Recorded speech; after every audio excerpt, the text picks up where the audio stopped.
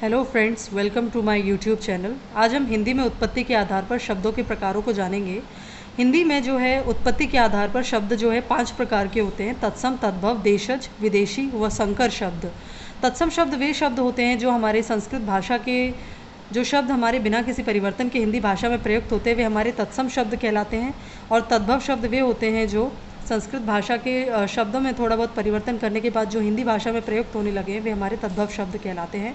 तत्सम तद्भव में कभी कभी हम कंफ्यूज हो जाते हैं, तो इसको याद रखने की एक शॉर्ट ट्रिक मैं आपको बता देती हूँ। तत्सम में क्योंकि स आता है और संस्कृत भी स से स्टार्ट होता है, तो आप याद रखेंगे तत्सम जो है,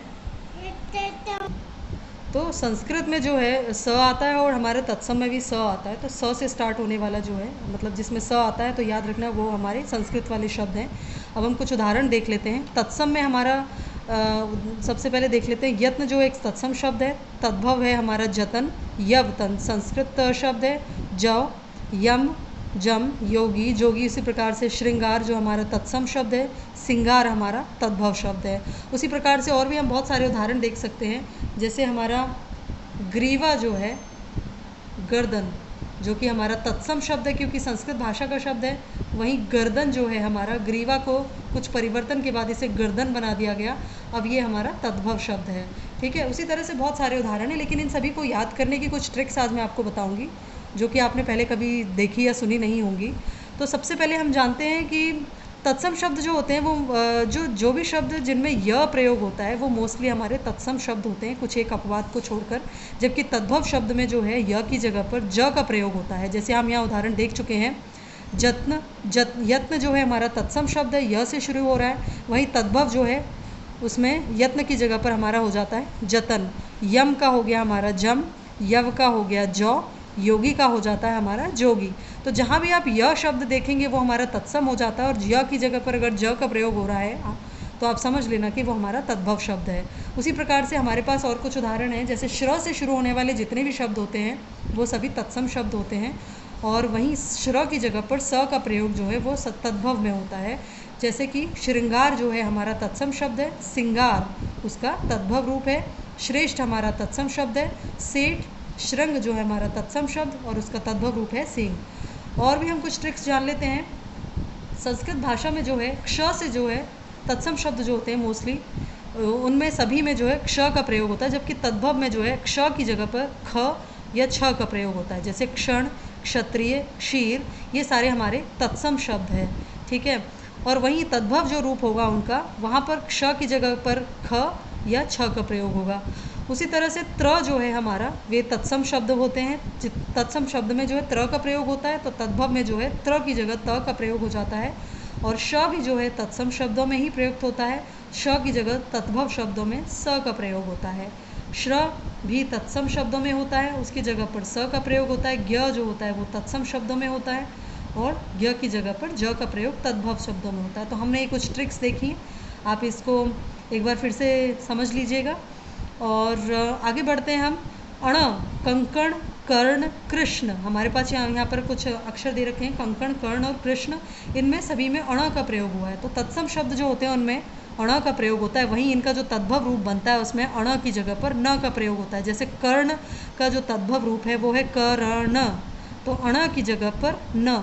तद्भव रूप में अन का न का प्रयोग होता है, और तत्सम शब्द में जो है अण का प्रयोग होता है। तो जहाँ भी आप अण देखें आप समझ जाइएगा कि वो हमारा तत्सम शब्द है।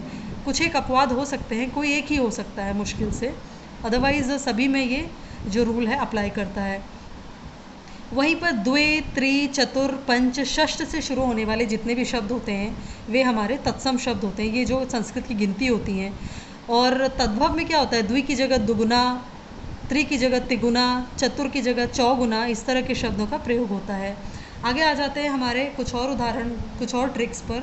हम यहाँ देख रहे हैं अकार्य एक तत्सम शब्द है, अकाज जो है तद्भव शब्द है। अकार्य में जो है हम देख रहे हैं जितने भी तत्सम शब्द होते हैं उनमें आधे र का बहुत अधिक प्रयोग होता है, जहाँ पर मतलब तद्भव में ऐसा नहीं होता, बहुत ही कोई एक आध रेयर केस हो गया अलग बात है। अदरवाइज जितने भी तत्सम शब्द होते हैं उन सब में आधे र का जो है प्रयोग होता है। अकार्य, य की जगह पर हम पहले पढ़ चुके हैं, यहाँ ज का प्रयोग हो रहा है, तो य वाला हमारा तत्सम है, ज वाला हमारा तद्भव है।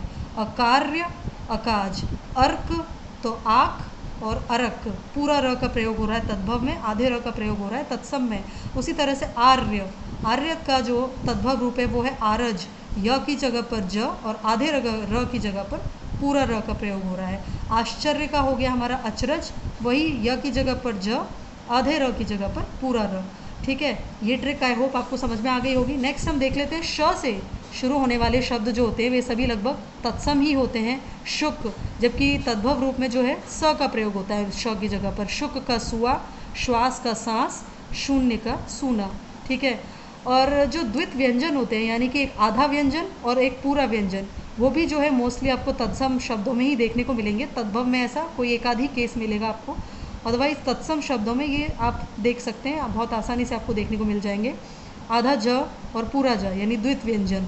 उज्ज्वल का उजला, अट्टालिका यानी कि तत्सम का अटारी, कज्जल का काजल, और भी बहुत सारे हैं, कुक्कर, कल्लोल, ये सारे हमारे तत्सम रूप हैं। फिर आधे अक्षर वाले जो शब्द होते हैं तत्सम में उनका बहुत अधिक प्रयोग होता है, जबकि तद्भव में जो है आधे अक्षर का बहुत ही कम प्रयोग देखने को मिलेगा आपको। कंदुक हो गया, कंदुक का गेंद। कुष्ठ, आधा श, आधा न, आधा ण, कंटक, आधा म, कुंभकार, ये सारे जो है तत्सम में तत्सम शब्द हैं। तद्भव में आपको जो है लगभग ज़्यादातर पूरे ही शब्द देखने को मिलेंगे, कोई एक दो केसेस को छोड़ करके। आई होप आपको ये शॉर्ट ट्रिक समझ में आई होंगी। हमने यहाँ पर देखा कि तत्सम शब्द वे होते हैं जो संस्कृत भाषा से लिए गए हैं, जो संस्कृत भाषा के जो शब्द एज इट इज़ यूज़ होते हैं वो तत्सम शब्द होते हैं, और तद्भव शब्द वे होते हैं जो संस्कृत भाषा के शब्दों में कुछ परिवर्तन करने के बाद हिंदी भाषा में प्रयुक्त होते हैं।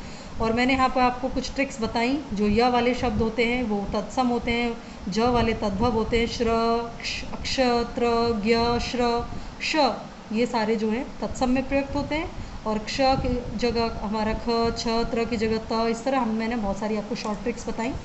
और आधे र वाली ट्रिक बताई मैंने आपको कि आधे र जो है मोस्टली तत्सम में होते हैं, पूरा र जो है तत्सम में तद्भव में होता है। और ये द्वित व्यंजन वाला उदाहरण दिया मैंने, आधे वर्ण वाले उदाहरण दिए। आई होप आपको ये शॉर्ट ट्रिक समझ में आई होगी। अब हम जान लेते हैं देशज शब्द क्या होते हैं। देशज शब्द हमारे वे शब्द होते हैं जो हमारे देश की क्षेत्रीय भाषाएं जो हैं, अलग अलग क्षेत्रों की जो भाषा हैं उनसे जो है हमारी हिंदी भाषा में लिए गए हैं। और ये वो शब्द होते हैं जो लोगों ने जो है अपने सुविधा के अनुसार जो है अपने आप ही जो है बना लिए हैं, जैसे खटखटाना, गड़बड़, बड़बड़ाना, ऊधम, मिमियाना, चहचहाना आदि। अब आगे देख लेते हैं विदेशी शब्द क्या होते हैं। विदेशी शब्द वे होते हैं वे जो हमारे दूसरे देशों की भाषा से जो है हमारी हिंदी भाषा में प्रयोग किए गए हैं, जैसे अंग्रेज़ी, अरबी, फ़ारसी, तुर्की आदि भाषाओं के जो शब्द हमारे हिंदी भाषा में प्रयोग किए गए हैं वे सब विदेशी शब्द कहलाते हैं। जैसे अलमारी, रेल और रेडीमेड, ये सारे हमारे अंग्रेज़ी भाषा के शब्द हैं जो हमें हिंदी भाषा में देखने को मिलते हैं। उसी तरह से अखबार जो कि एक फ़ारसी शब्द है, आज़ादी, आज़ाद हमारा अरबी शब्द है, तहसील, दर्जी, तमाशा, ये सारे हमारे अरबी, फ़ारसी, तुर्की शब्द हैं। और चाय जो कि एक चाइनीज़ यानी कि चीनी भाषा से लिया गया शब्द है जो हमारी हिंदी भाषा में प्रयुक्त होने लगा है। तो ये सारे हमारे विदेशी शब्द होते हैं। उसके बाद हम जान लेते हैं संकर शब्द क्या होते हैं। संकर शब्द हमारे वे शब्द होते हैं जो किन्हीं दो भाषाओं के शब्दों को जोड़ करके बनते हैं। जैसे कि हम उदाहरण देख लेते हैं, अग्नि, बोट। अग्नि जो है हमारा संस्कृत भाषा का शब्द है और बोट जो है हमारा अंग्रेज़ी भाषा का शब्द है। तो अग्नि और बोट दो भाषाओं के दो शब्दों को जोड़ करके जो एक हमारा शब्द बना वो हमारा संकर शब्द कहलाता है। उसी प्रकार से हमारे पास और उदाहरण है, टिकट, घर।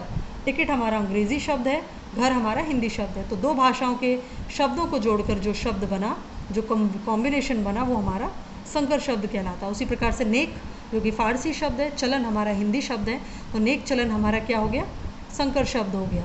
नेक, नियत, बेढंगा, रेलगाड़ी, जिसमें रेल हमारा अंग्रेज़ी शब्द है, गाड़ी हमारा हिंदी शब्द है, तो रेलगाड़ी क्या हो गया, हमारा संकर शब्द हो गया।